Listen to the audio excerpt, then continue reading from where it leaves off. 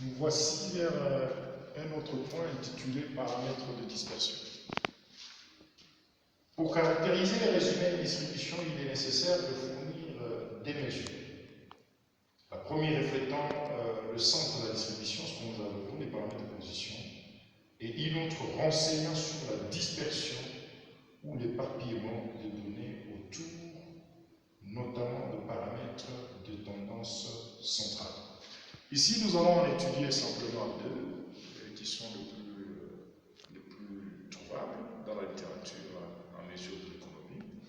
Alors, le premier paramètre ici, c'est la variance.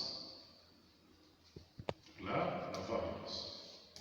La variance, bien entendu, ici, sera tout simplement définie par, donc vous avez la variance, on va souvent symboliser par sigma carré. La variance, c'est simplement 1 sur n, somme quand il y va de 1 à n, dx moins x bar au carré. Alors l'objectif ici, c'est de ressortir la formule la plus marquante lorsque vous avez des données brutes, celle qui est plus visible sur la littérature. Alors ici, c'est trop facile pour arriver à la formule que vous utilisez dans vos auditoires. Donc ça vient de là. Alors pour trouver la réponse que vous avez pour les données brutes, vous faites tout simplement 1 sur n, sommation. Ici, c'est une identité remarquable. L'identité remarquable, a moins b carré, ça donne a carré moins 2ab plus b carré. Donc on aura x carré moins 2x bar plus x bar au carré. Donc vous avez a moins b au carré moins 2ab plus b au carré. Alors je peux introduire au fait les sigma. N'oubliez pas que ça, c'est un opérateur grec, est un opérateur linéaire qui représente la somme. Ceci peut s'écrire sommation de x carré, bien entendu, moins 2, c'est un scalaire, x bar, sommation de x qui sort de la moyenne. Les tout plus, ici on aura x bar au carré. Voilà. Et les jeux peuvent continuer. On aura sigma carré variance est égal à 1 sur n. Bien entendu, nous avons 1 sur n, sigma, donc somme de x carré. Les tout moins, je vais prendre carrément, je peux d'abord garder là, j'aurai moins 2. Moyenne arithmétique, ça peut s'écrire somme de x sur n, c'est ça. Les tout multiplié par somme de x, c'est ce qui est là-bas. Parce que ça, c'est la moyenne arithmétique, ça s'écrit comme ça, multiplié par l'autre partie. Les tout plus n, somme arithmétique de x sur n, les tout au carré. Voilà. À ce niveau, sigma peut s'écrire, sigma carré sera donné par 1 sur n, sommation de x carré. Ici, ça fait au carré. Donc, on aura moins 2 sommation de x au carré sur n, le tout plus.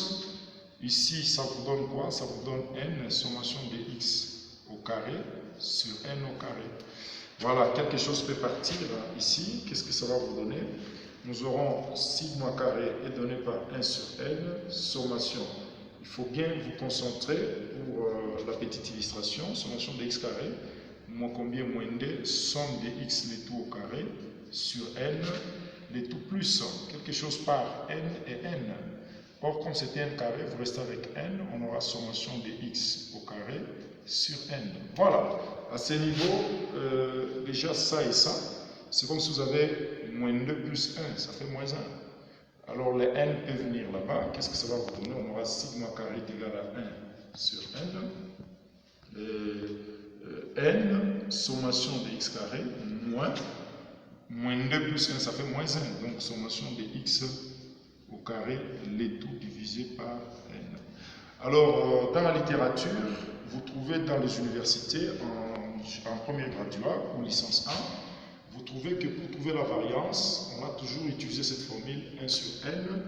Alors, multiplié par, bien entendu, n, sommation de x carré, moins combien? Moins sommation de x, les tout au carré, les tout divisé par n, qui est la taille de l'échantillon. Voilà qui marque la formule de données brutes pour déterminer la variance pour la variable x. On peut déterminer la variable y pour remplacer la x par y, ça peut être la variable z, ça dépend de quelle dimension vous vous retrouvez. Mais au moins, il faut tout simplement dire que où les sigma carrés représentent ce qu'on appelle la variance. Hein, on peut mettre même des x, la variance des x. Vous avez la variance des x. Et lorsque vous avez n, ça représente la taille de l'échantillon. La taille de l'échantillon.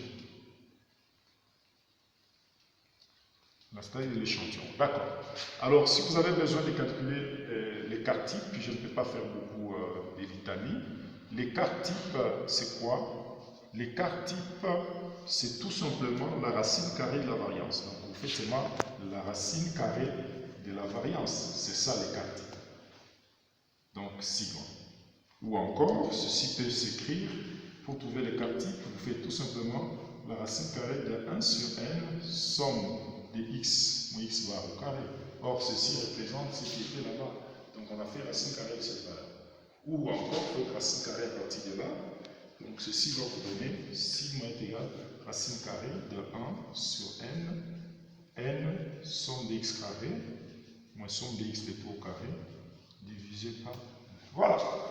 Voilà tout pour ce qui concerne le paramètre de dispersion. Hein, le n est bien là, donc le paramètre de dispersion. Voilà, les amis, qui met la fin à ce qu'on appelle, nous avons racine, hein, c'est-à-dire que la racine va jusque là. Voilà. Voilà qui met fin à cette vidéo qui parle des paramètres de dispersion. Il y a beaucoup d'étudiants qui attrapent des petits zéros, ne serait-ce que pour faire de petites démonstrations. Or, il n'y a pas quelque chose de très spécial. Donc, concentrez-vous, n'oubliez pas le principe. Avant de suivre la vidéo, vous prenez un stylo et un papier, vous suivez l'intégralité de la vidéo, puis vous reprenez ensemble avec moi pour la deuxième visualisation. Voilà, nous allons faire une autre vidéo, très incessamment, sur maintenant comment on peut arriver à regrouper les données dans une distribution.